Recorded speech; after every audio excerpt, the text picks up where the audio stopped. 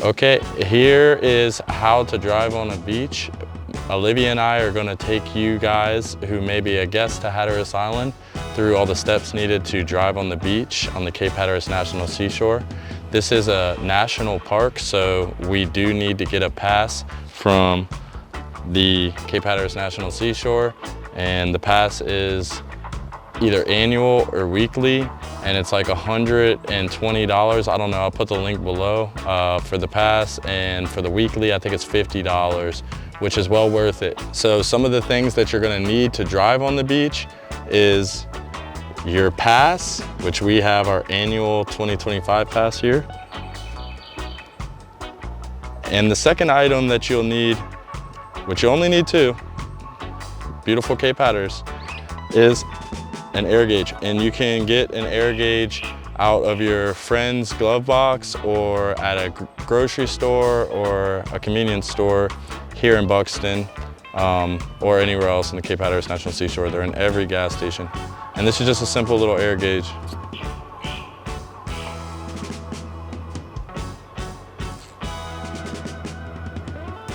So the first step after you've got your pass and you got your air gauge is to air down your tires.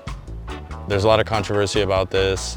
Pretty much every single time you see somebody stuck on the beach, they did not air down their tires. It's pretty much the only thing that you need to do to drive on the beach aside from having a four-wheel drive. So what is a good air pressure? You can go as low as 12, you can go as high as 20.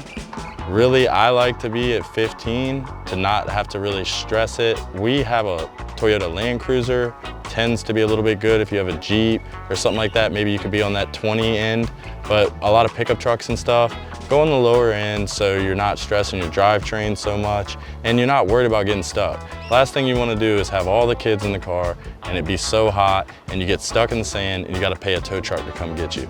There's no need for concern. If you want to drive on the beach for the first time, you can do so. Even if you don't have a four-wheel drive, you can rent a four-wheel drive at one of our local car rental places. We have multiple here in the Outer Banks, and you can rent a four-wheel drive, get your pass, drive on the beach. But the number one thing is you gotta air down your tires. Okay, a lot of people worry about what type of tires and stuff you have. It's not really important at all. And I'd say that with a lifetime of driving on the beach, whether somebody was driving me when I was too young to drive or driving from the entirety of the time that I was old enough to drive, which has been 15 years.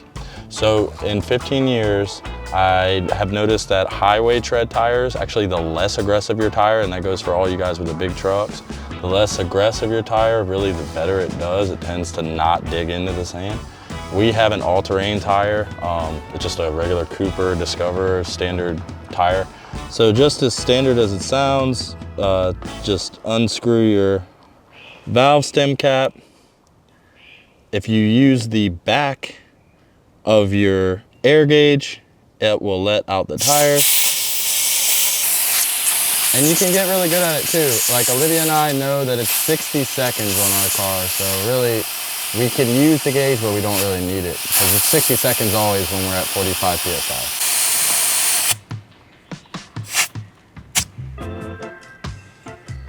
35, we gotta keep going. So why do we let out the air of the tires? What does that do? So by letting out the air in the tire, you're allowing the tire to squish down more. And when it squishes down more, you get a wider surface area of contact against the sand. So when your tire's all the way filled up, you only have a small amount of the tire contacting the sand. When you have a big squishy bouncy ball tire, you have a wider surface to make contact with the sand. So you can pay attention to the sidewall right here, and you'll see as you let out the air pressure that it'll go from being plumb to the ground, which means straight up and down, to having a little bit of a little belly right here. And that belly is what we need to have a broader surface area of contact. Okay, so we have let the air out of the tires and we are ready to drive out to the beach. You can check on the National Park website where they have posted their trail map, where they have all their off-road ramp accesses for any visitors and locals alike to enjoy recreationally. Okay, after you've looked on the MPS website and found which trail you want to visit first, you can show up there. Olivia and I are at Ramp 44, located in Buxton on Lighthouse Road. This is accessible to anybody who has an ORV permit, and we're gonna go check out Cape Point, where both the Gulf Stream and the Labrador Current converge. It creates a point off the coast of Cape Hatteras on Hatteras Island. Make sure that you have your off-road permit before you come out here off-roading, and make sure that you have a four-wheel drive too. All right, this is an ORV trail, but it is one of my favorite to hike. So just know that all ORV trails are still accessible by foot.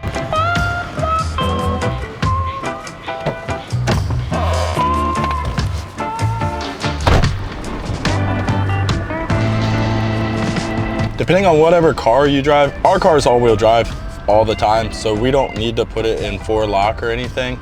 So just check in your operation manual to see if you need to lock your car in 4-high or 4-low, and how to engage your 4-wheel drive. But that's just gonna vary from car to car, so there's no point really going into it in this video.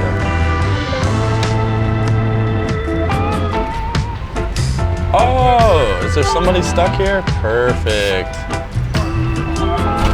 All right, so up here we have somebody stuck. I can almost 100% guarantee you they did not air down. So this is a perfect opportunity for me to help these people and to display to you guys what you're supposed to do to drive on the beach. Say they didn't watch this video. Just record the whole thing. Just record the whole thing, come on. Video on driving on the beach right now. You gotta go 15, bro.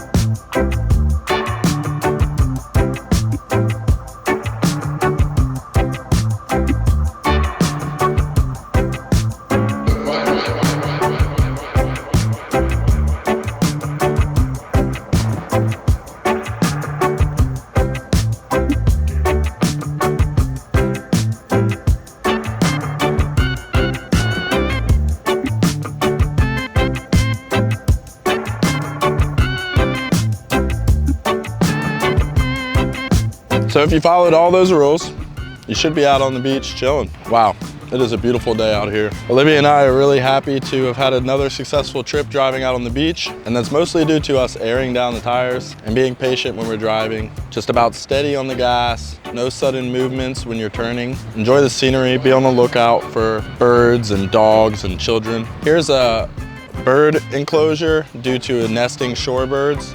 Be careful for those too, because a lot of times in the ORV areas there is closures and you can't just go and drive in those. So I'm gonna take you over here and check out the beach.